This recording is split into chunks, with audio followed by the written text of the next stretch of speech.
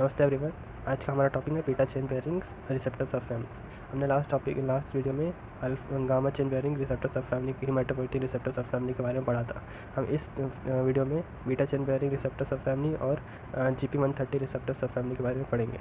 तो beta chain bearing receptors of family का दूसरा नाम है GM-CSF रिसेप्टर्स ऑफ फैमिली। इसका GM-CSF का फुल फॉर्म है granulocyte macrophage colony stimulating factor receptors of family. तो इस रिसेप्टर फैमिली में 3 मेन टाइप के रिसेप्टर आते हैं, इंटरल्यूकिन 3, इंटरल्यूकिन 5 और GM-CSF। अब जैसे gamma chain bearing receptors of family में सब में गामा चेन कॉमन था और बाकी के 2 रिसेप्टर होने या ना होने या किस फॉर्म में प्रेजेंट है उसके ऊपर अलग अलग उसके ये क्लासिफिकेशन हुए थे। यहाँ पे भी बीटा चेन यहाँ पे कॉमन है, तो इसलिए इसका नाम पड़ा है beta chain bearing receptors of family.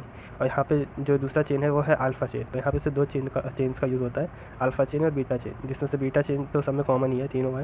लेकिन आप जहाँ देख सकते हैं यहाँ ये तीनों ही अल्फ़ा चेन्स है, लेकिन यहाँ पे अलग अलग रंगों से इसमें दिखाया गया है। ये अलग अलग रंग मतलब बेसिकली बताते हैं कि ये भले ही अल्फ़ा चेन है लेकिन ये तीनों ही अलग अलग फॉर्म है, अलग अलग इनमें मतलब स्ट्रक्चरली ये थोड़े से एक दूसरे से अलग रहेंगे। तो आप देख सकते हैं यहाँ पे अल्फ़ा चेन जो ऑरेंज में दिखा है वो इंटरल्यूकिन 3 से बाइंड कर सकता है। यहाँ पे अल्फ़ा चेन जो पर्पल दिखा है इंटरल्यूकिन 5 से बाइंड कर सकता है, और जो अल्फ़ा चेन ग्रीन में दिखा है वो GM-CSF साइटोकाइन से बाइंड कर सकता है। यहाँ पे जो अल्फ़ा चेन है वो बेसिकली इनकी साइटोकाइन बाइंडिंग के लिए काम में आता है, और जो बीटा चेन है, बीटा चेन यहाँ पे भी इस सिग्नल ट्रांसडक्शन के काम में आता है, वो सिग्नलिंग में काम करता है। तो यहाँ पे जो अल्फ़ा चेन अकेला जब प्रेजेंट रहेगा तो उसका और साइटोकाइन के बीच में लो अफिनिटी रहेगी, मतलब एक दूसरे के लिए अटैचमेंट मतलब लो रहेगा। लेकिन अगर वही दोनों डायमरिक फॉर्म है, अल्फ़ा बीटा चेन दोनों प्रेजेंट रहे तो उसकी एफिनिटी बढ़ जाती है साइटोकाइन के लिए। तो यहाँ पे अल्फ़ा चेन और बीटा चेन एक दूसरे से नॉन कोवेलेंटली बाइंड करते हैं। नॉन कोवेलेंटली बाइंड मतलब यहाँ पे कोवेलेंट बाइंडिंग नहीं होता अल्फ़ा और बीटा चेन के बीच में, बल्कि वो वीक बाइंडिंग करता है, जैसे हाइड्रोजन बॉन्डिंग हो या फिर वंडर वॉल्स फोर्स से बाइंडिंग हो, ये सब का यूज़ करते हैं। अब जो ऐसा अल्फ़ा चेन और बीटा चेन दोनों मतलब प्रेजेंट रहेंगे तो उसको हम डायमरिक रिसेप्टर बनेंगे, और अगर अकेला प्रेजेंट रहा अल्फ़ा चेन तो हम उससे मोनोमरिक रिसेप्टर बोलते हैं। तो हम जब अल्फ़ा चेन को देखते हैं तो ये जो तीनों अल्फ़ा चेन है अलग अलग साइटोकाइन से बाइंड कर सकते हैं, इंटरल्यूकिन 3, इंटरल्यूकिन 5 और GM-CSF। अब ये तीनों जो साइटोकाइंस है ये बेसिकली रिडंडेंट एक्टिविटी दिखाते हैं। रिडंडेंट एक्टिविटी का मतलब क्या है कि अलग अलग साइटोकाइन जाके सेम सिग्नलिंग पाथवे को एक्टिवेट करें, मतलब अलग अलग साइटोकाइन जाके सेम सिग्नल दे रहे हैं। तो आप यहाँ देख सकते हैं रिडंडेंसी का एग्जांपल। यहाँ पे हमारा एक्टिवेटेड TH सेल है जिसने साइटोकाइंस रेज किया, साइटोकाइन 2, 4 और 5, और ये जाता है बस 20 सेल्स को सिग्नल देता है, लेकिन तीनों साइटोकाइन एक ही सिग्नल दे रहे हैं प्रोलिफरेशन का। तो ये प्रोलिफरेशन का सिग्नल क्योंकि तीनों साइटोकाइन दे रहे हैं तो इसलिए ये तीनों साइटोकाइन की एक्टिविटी को हम रिडंडेंसी बोलते हैं, क्योंकि भले ही अलग अलग साइटोकाइन से लेकिन एक ही तरह का सिग्नल दे रहे हैं, जो मतलब एक ही साइटोकाइन से हो सकता था। अब भले ही यहाँ पे हमारा तीनों अल्फ़ा फॉर्म अलग अलग हो लेकिन हमारा बीटा जो सब यूनिट है वो तीनों में ही सेम है।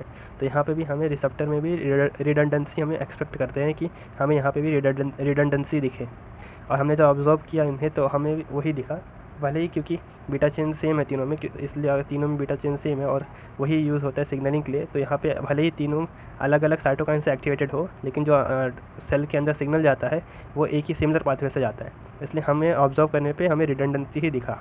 लेकिन अगर हम इन्हीं सेल्स को हम सेल कल्चर में देखें, मतलब कि जब इन सेल्स को सेल कल्चर में हमने स्टडी किया तो हमें कुछ नया देखने मिला। हमने देखा कि इंटरल्यूकिन 3 और GM-CSF जो रिसेप्टर थे वो एक दूसरे की एक्टिविटी को एंटागोनाइज कर रहे थे। इसका मतलब है कि अगर इंटरल्यूकिन 3 की बाइंडिंग होती है तो वो इनहिबिट करता है GM-CSF की बाइंडिंग को, और अगर GM-CSF की बाइंडिंग होती है तो वो आके इनहिबिट करता है इंटरल्यूकिन 3 की बाइंडिंग को।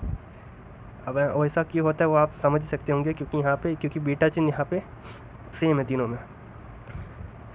तीनों में बीटा चेन सेम है, तो यहाँ पे कंपटीशन बहुत ज़्यादा होता है। तो मान लीजिए अगर साइटोकाइन यहाँ पे देख सकते हैं इंटरल्यूकिन 3 साइटोकाइन ऑरेंज में और GM-CSF का साइटोकाइन ग्रीन में दिखा है, तो जब वहाँ पे GM-CSF का मतलब कि कॉन्सेंट्रेशन कम है और इसका इंटरल्यूकिन 2 का साइटोकाइन की कॉन्सेंट्रेशन ज़्यादा है, तो क्या होता है कि ज़्यादातर जो बीटा चेन से हो जाते हैं और प्रोबेबली बढ़ जाती है कि वो उस साइटोकाइन से उस अल्फा चेन से बाइंड करे जिनके पास साइटोकाइन पहले से प्रेजेंट है, क्योंकि यहाँ पे इंटरल्यूकिन 2 के साइटोकाइन ज़्यादा प्रेजेंट है, तो सारे बीटा जो सब यूनिट है जाके ज़्यादातर वो उनसे बाइंड जाते हैं। तो अल्फा सब यूनिट और दूसरे अल्फा सब यूनिट जो GM-CSF वाला है उसे कोई बीटा सब यूनिट नहीं मिलता, तो उसकी सिग्नलिंग नहीं हो पाती है। तो इस प्रकार वो एंटागोनाइज करते हैं एक एक्टिविटी को। तो अगर आप देख सकते हैं इंटरल्यूकिन 3 यहाँ पे जब ज़्यादा एक्टिवेट हो रहा था तो ये GM-CSF की एक्टिविटी नहीं होने दे रहा था एक्टिवेट। क्योंकि सब बीटा चेन्स जाके ये अल्फ़ा चेन ऑफ इंटरल्यूकिन 3 से बाइंड कर दे। तो तीसरा हमारा जो सब फैमिली है उसे हम कहते हैं ग्लाइकोप्रोटीन 130 रिसेप्टर सब फैमिली या फिर GP130 रिसेप्टर सब फैमिली। ये बहुत ही इंपॉर्टेंट रिसेप्टर सब फैमिली है। क्यों? क्योंकि जब हमने स्टडी किया माइस के अंदर तो हमने क्या किया, माइस मतलब चूहे, मॉडल चूहे रहते हैं, उन्हें हमने लिया और उनके जीन्स में से हमने इस GP130 के जीन को नॉकआउट कर दिया, मतलब डिलीट कर दिया। तो डिलीट करने के बाद हमने क्या देखा कि जो माइस है वो मर जाते हैं। तो हमें पता चला कि डिलीशन, अगर हम GP130 का डिलीशन कर दें तो वो लीथल साबित होता है अपने माइस के लिए। तो हम इसका इंपॉर्टेंस पता चलती है कि हमारे सेल्स के या फिर पूरे जीव के लिए कितना इंपॉर्टेंट है। तो ये GP130 वाले में 2 टाइप के हेमाटोपोएटिन साइटोकाइन जाके बाइंड कर सकते हैं, इंटरल्यूकिन 6 वाले हेमाटोपोएटिन साइटोकाइन और इंटरल्यूकिन 12 वाले हेमाटोपोएटिन साइटोकाइन। जो इंटरल्यूकिन 6 साइटोकाइन है वो ज़रूरी आते हैं हमारे किसी भी इम्यून रिस्पॉन्स को शुरू करने के लिए, और जो इंटरल्यूकिन 12 वाले साइटोकाइन है ये ज़रूरी आते हैं हमारे टी सेल्स के हेल्पर टी सेल्स के डिफ्रेंसिएशन के सिग्नलिंग के लिए और TH1 पाथवे के लिए। तो साइटोकाइन स्पेसिफिसिटी की बात करें तो यहाँ पे हमारा जो जी प्रोटीन है वो GP130 आता है, वो वैसे तो कोई स्पेसिफिसिटी नहीं दिखाता अकेले। तो आप यहाँ पे देख सकते हैं GP130 है अकेले, लेकिन ये किसी से बाइंड नहीं कर रहा है। तो इसकी बाइंडिंग कोई ये मतलब कौन से टाइप के रिसेप्टर सब यूनिट से अटैच है या फिर जुड़ा हुआ है उसके हिसाब से ही ये उस साइटोकाइन से बाइंड करता है। तो आप देख सकते हैं यहाँ पे जब ये GP130 WSX1 से जुड़ा हुआ था तब ये इंटरल्यूकिन 27 से बाइंड कर सकता है। उसी तरह जब GP130 OSMR रिसेप्टर सब यूनिट से जुड़ा हुआ है तो वो OSM साइटोकाइन से बाइंड कर सकता है। उसी प्रकार जब ये इंटरल्यूकिन 6 वाले रिसेप्टर सब यूनिट से जुड़ा था तो अब ये इंटरल्यूकिन 6 से बाइंड कर सकता है। तो डिपेंडिंग ये GP130 कौन से सब यूनिट से या फिर रिसेप्टर सब यूनिट से जुड़ा हुआ है उसके हिसाब से वो उस साइटोकाइन से बाइंड कर सकता है। लेकिन क्योंकि हम यहाँ पे हेमाटोपोएटिन के रिसेप्टर में ज़्यादा ये फोकस करें तो हम उसी रिसेप्टर को ध्यान देंगे जो इंटरल्यूकिन 6 और इंटरल्यूकिन 12 से बाइंड कर सकता है। क्यों? क्योंकि इंटरल्यूकिन 6 और इंटरल्यूकिन 12 के साइटोकाइन ही हेमाटोपोएटिन साइटोकाइन में आते हैं और जो कि हमारा टॉपिक है। तो हम देखते हैं तो इंटरल्यूकिन 6 के जो रिसेप्टर आते हैं वो बेसिकली मोनोमरिक रहते हैं और जो इंटरल्यूकिन 12 के जो रिसेप्टर आते हैं वो डायमरिक रहते हैं। तो हमने साइटोकाइन रिसेप्टर के बारे में पढ़ा। साइटोकाइन रिसेप्टर में अलग अलग टाइप के रिसेप्टर आते हैं। तो सबसे पहला रिसेप्टर था वो टाइप 1 रिसेप्टर था। टाइप 1 रिसेप्टर फर्दर डिवाइड था 3 सब फैमिली में। इन 3 सब फैमिली का नाम था गामा चेन वेरिंग सब फैमिली या फिर इंटरल्यूकिन 2 सब फैमिली। दूसरा था बीटा चेन वेरिंग सब फैमिली या फिर GM-CSF टाइप 1 सब फैमिली और तीसरा था GP130 टाइप 1 सब फैमिली। तो इनके बारे में हम एक एक करके पढ़ते हैं। तो गामा या फिर इंटरल्यूकिन 2 टाइप 1 सब फैमिली जो था वो पहले आगे डिवाइड होता है 2 में, डायमरिक फॉर्म या फिर ट्राइमरिक फॉर्म। तो उसके रिसेप्टर किस फॉर्म में प्रेजेंट है उसके ऊपर वो फर्दर डिवाइड है। तो जो डायमरिक रिसेप्टर आते हैं उसमें 2 चेंज आता है, अल्फा और गामा। तो इसमें आते हैं इंटरल्यूकिन 4, इंटरल्यूकिन 7, इंटरल्यूकिन 9 और इंटरल्यूकिन 21। उसी प्रकार जो हमारा ट्राइमरिक फॉर्म रहता है उसके अंदर भी 2 मेन प्रकार के प्राइमरिक फॉर्म थे, इंटरल्यूकिन 2 और इंटरल्यूकिन 15। तो जो इंटरल्यूकिन 2 था वो फर्दर उसके मतलब कि कौन से फॉर्म में प्रेजेंट है, मतलब तीनों प्राइमर प्रेजेंट है कि एक ही यूनिट प्रेजेंट है या फिर 2 यूनिट प्रेजेंट है रिसेप्टर के, उसके हिसाब से फर्दर क्लासीफाई होता है। तो जो अगर एक ही यूनिट प्रेजेंट रहा तो हम उससे वो मेनली अल्फा रहता है। अगर खाली अल्फा यूनिट प्रेजेंट रहा तो हम उस रिसेप्टर को बोलेंगे लो अफिनिटी इंटरल्यूकिन 2 रिसेप्टर। अगर 2 सब यूनिट्स प्रेजेंट रहे, मतलब मान लीजिए गामा और बीटा प्रेजेंट रहे, तो हम उनसे बोलेंगे इंटरमीडिएट अफिनिटी वाला इंटरल्यूकिन रिसेप्टर। अगर तीनों सब यूनिट प्रेजेंट रहे तो हम उससे बोलेंगे हाई अफिनिटी ट्राइमरिक इंटरल्यूकिन रिसेप्टर।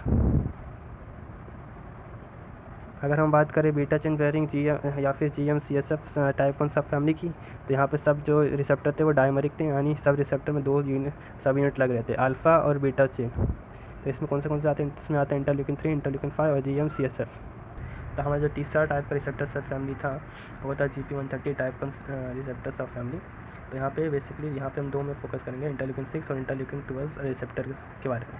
क्यों? क्योंकि GP130 भले ही अलग अलग टाइप के रिसेप्टर सब यूनिट से बाइंड कर सकता है और अलग अलग साइटोकाइन से बाइंड कर सकता है उसके कारण, लेकिन क्योंकि हमारा टॉपिक था हेमाटोपोएटिन रिसेप्टर और साइटोकाइन, तो हम उसी साइटोकाइंस की उन्हीं रिसेप्टर्स की बात करेंगे यहाँ पे जो हेमाटोपोएटिन साइटोकाइन से बाइंड कर सके। और यहाँ पे 2 थे, जो GP130 में 2 टाइप के रिसेप्टर थे जो हेमाटोपोएटिन साइटोकाइन से बाइंड कर सकते थे, वो थे इंटरल्यूकिन 6 और इंटरल्यूकिन 12 फैमिली वाले। जो इंटरल्यूकिन 6 वाले जो थे वो बाइंड करते थे मोनोमरिक साइटोकाइंस, और जो इंटरल्यूकिन 12 वाले थे वो बाइंड करते थे डायमरिक साइटोकाइंस से। इसी के साथ हमारा आज का टॉपिक यहीं पे समाप्त होता है। यहाँ तक सुनने के लिए आप सबका धन्यवाद।